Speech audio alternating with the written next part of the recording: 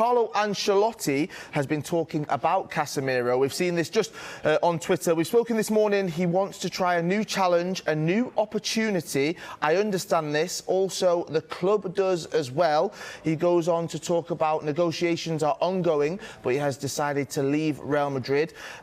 So we're talking here more on Ancelotti, on Casemiro. Because of what he's done for the club and for this team, we need to be respectful of this. There are negotiations between the clubs. He is still a Real Madrid player, but it looks like now he is willing to depart. Wow, so welcome to our panel. They are here and we can speak to all of you around this. Harriet, Pryor, Dave Reed and Flex as well joins us. Huge news coming out in the final few minutes that we've just seen, Dave. And Carlo Ancelotti not afraid to talk about Casemiro. Yeah, this was a pre-match news conference ahead of Real Madrid's game against Celta Vigo, and undoubtedly the questions were going to come about Casemiro, given the news that we've heard over the last 24 to 48 hours. What we've been reporting was that a deal between Manchester United and Real Madrid was close. It was a €60 million deal plus €10 million in add-ons, so around 50.7 million, with £8.5 million in add-on. United's contract on offer is a 4-year deal with the option of a further deal. It was our understanding that this transfer wouldn't be completed before the Monday night football between Manchester United and Liverpool, because the player needs to have a visa check first before he completes that transfer. So it seems like Carlo Ancelotti has now confirmed that this transfer is going to happen. As we can see here, he also went on to say, I listen to his desire, I respect him. Negotiations are ongoing for Casemiro. He won't play tomorrow. Flex, this is the biggest indication we have that Casemiro will be a Manchester United player quite soon. It is. It's nothing official from Manchester United side, but strong, information coming out from Manchester United this morning, and that's followed up by Carlo Ancelotti there, pretty much confirming that he's out of the door at Real Madrid. And look, there are positives to this. Of course, he's a player who is highly decorated. He's a player who's very experienced. He is a winner. There are multiple situations of which he can improve Manchester United. You can see some of his accolades there. 5 Champions Leagues, 3 La Ligas, 1 Copa del Rey, Spanish Super Cup. The list goes on. UEFA Super Cup, Club World Cup. He is a serial winner, and he's been at Real Madrid for a long time. And one of the positives, before we even talk about what sort of impact he will have at Manchester United, is probably the swiftness of it and the respect he holds at Real Madrid, for Carlo Ancelotti to not let it be drawn out, not let it be a saga. But I definitely think that has something to do with the fact that they have Tchouaméni there and Camavinga, ready-made replacements for him, so they're in good stead. But Manchester United are getting a player of high stock. I'm still quite surprised that Real Madrid are willing to let him go. I thought that would be the big question mark. Would Ancelotti be willing to move this player on? And now he's coming out and saying, yes, I understand the player's wishes. It looks like the player is really keen on a move to the Premier League to finish his career there. And it's a really interesting move. I think you mentioned there some of the characteristics he'll bring. That leadership is the key one for me. He's a proven winner. That mentality that he's going to bring to a Manchester United team that really needs it at the moment. They need someone to come in. They need their new signings to be professional, to back up everything that the new manager's trying to do. We've heard Ten Hag coming in, bringing all this discipline, and then the sort of sagas going around the transfer window is undermining that. So someone coming in like this who could bring that professionalism, that leadership, is a really good signing for them. Flex, how will Manchester United fans react to this potential signing of Casemiro at Manchester United? Well, there's been a lot going on at the football club, with potential ownership issues and other things happening, and I don't think Manchester United fans will want to lose sight in terms of being blinkered and being fed this signing and almost forgetting about what's been happening in terms of the lack of planning and where we seem to find ourselves. So that's first and foremost. In my personal opinion, I don't think Manchester United fans will be blinded by that. However, in terms of the player and what the player can bring, it's going to be interesting to see how he's deployed, because he's a bit of a destroyer, isn't he? He's a bit of a player who can break up play and give it to players who are more able than him on the ball, more progressive on the ball. Players like Toni Kroos, players like Luka Modric, players like Valverde. Manchester United don't specifically have that at this precise moment. I was told that they're happy that he plays alongside Fred in the national team. So could that be more protection for the likes of Harry Maguire, Lisandro Martinez, or whoever starts at centre-back for Manchester United, which we've been crying out for a better balance in there. Maybe that could be what Fred and Casemiro bring, with maybe the likes of Eriksen ahead of that who's more progressive on the ball, who has more attacking intuition, and is able to find space, and the likes of Bruno. So I kind of see it working in that way, but it is a different profile to what Manchester United have been chasing for the whole summer. So a little bit of eyebrows raised there. High caliber player, but for me on a personal, I think it's going to be intriguing to see how he fits into this system. Casemiro has trained with his Real Madrid teammates this morning. We have seen that, but this has got to be a good deal for Manchester United and for Real Madrid, Dave, because both parties will be happy with it. I actually think this is a good deal for both sides, to be honest. Real Madrid get good money for a player who's 30. They have replacements that are ready to take his place. I think Ancelotti's spoken about that today with Camavinga, with Tchouaméni. They've got the new contract for Modric already done.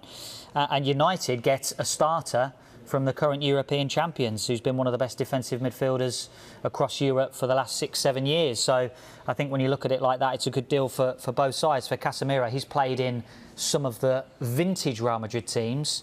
He's also played in some of the not-so-vintage Real Madrid teams. So I think he's had experience of both sides. I think most would agree that the situation he's going into at United, it's not a vintage United side, but he has experience of playing in a not-so-good Real Madrid team, despite everything that he's won. And I think from United's point of view, there might be question marks about whether he's past his peak, whether he's over the hill. I think, realistically, what market are United in at the moment? They can't go out and get stars in their prime. They haven't got Champions League football anymore. So actually, a number 6 across Europe, Casemiro, is he the best that United can get? He ticks a lot of boxes, for sure.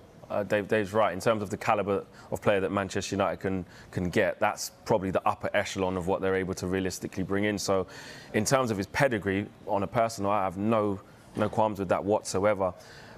My biggest thing is just how does he fit in terms of that Real Madrid team play on the back foot quite a lot. You know, they're not on the front foot, they're not pressing, they're not... Casemiro himself isn't high up the pitch and pressing all over. And if Erik ten Hag wants that from him solely, I don't think that's going to be the best case for him. So hopefully there's a plan for him and he can make us more viable midfielders. We've got some more quotes here from Carlo Ancelotti speaking to the media in the press conference today. I've always talked a lot with him in my second stage at Real Madrid, Ancelotti said. I just listened to his desire. I think there is no turning back. This is what he wants, and if the negotiations go well, we just need to wish him the very best. So once again, Carlo Ancelotti being very honest about this. Yeah. And we're not used to this, it feels like, Harriet.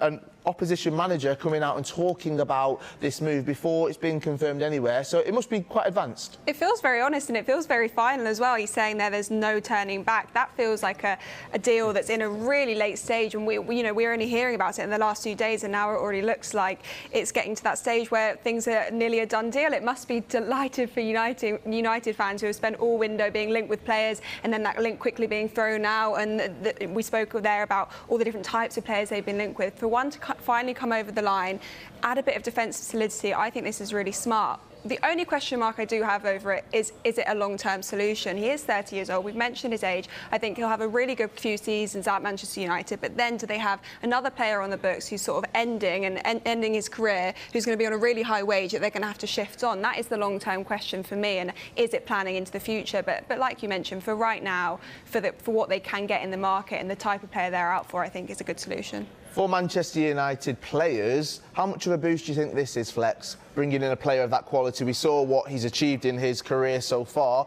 We know what he can do and what he does as part of that Real Madrid team. Is this what the players need for this season? Is this what Erik ten Hag needs? I would like to say yes for the players, Kyle, because, you know, like we talk about the stuff that he's won.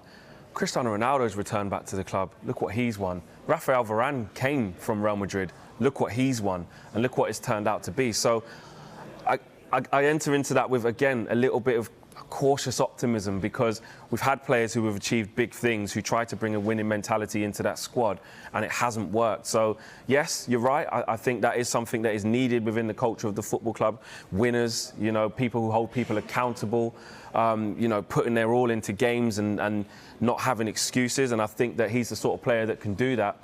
But based off of what's been happening at the football club and players reacting to other players coming in, hasn't always had the catalyst of change that we want. And like I said, going back to when you said Manchester United fans will be really happy with this, yes, in isolation, but there's so much going on in terms of all of a sudden we had situations with the owners and money not being available or available, and now we're seeing players linked left, right and centre and money's being spent.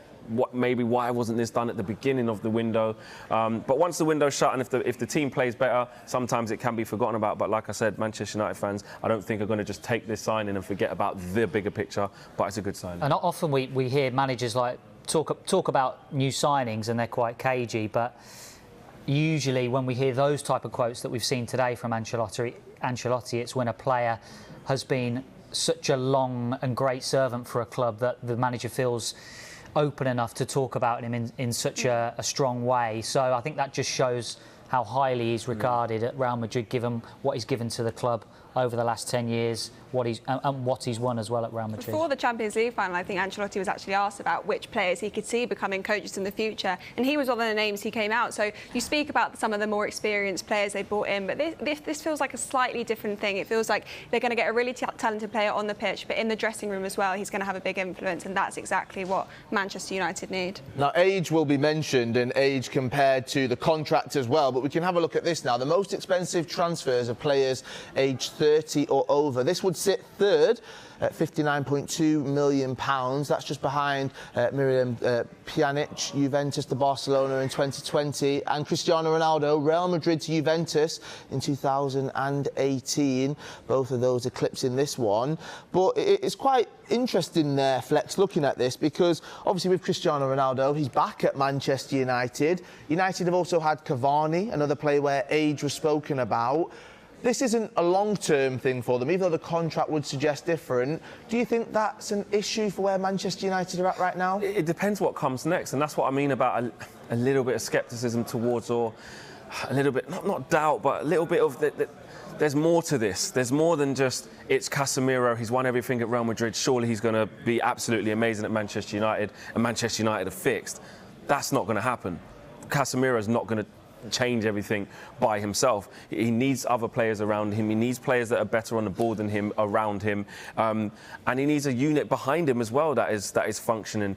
The fact of his age and the price. Look, essentially, what deems whether a player is good enough or not, or worth their value, is how they perform. You know, when Virgil van Dijk signed for Liverpool, it was a massive fee. But he's paid it back already, you know? So essentially, I'm not too fussed about that. It's more about the longevity and what else is going to come. Is there going to be another midfielder? Are we going to get a number 8 kind of midfielder to follow this? Because we were tracking Frenkie de Jong for so long, to then just end up with Casemiro as the marquee midfield signing, that's fine. But is there something to back that up in terms of an alternative midfielder to go hand in hand with that? I think United fans might see this one slightly differently to a Cavani-type signing, who was... I mean, you could say was past his peak at that point. Yes. You feel like Casemiro still has a lot to give. Agreed. I think that's definitely something. You saw how he played in the final and in, you know, all those Champions League games last year for Real Madrid, still competing at the top level. I definitely don't get those vibes of Cavani, you know, out a lot of time, injured as well, not reliable. Even the season after Cavani had his first season, Manchester United asked him to stay before Ronaldo came. There were still problems with injuries, but that isn't the case with Casemiro. So it's definitely some positives, but again, I've just got that cautious optimism. I'm still not sure.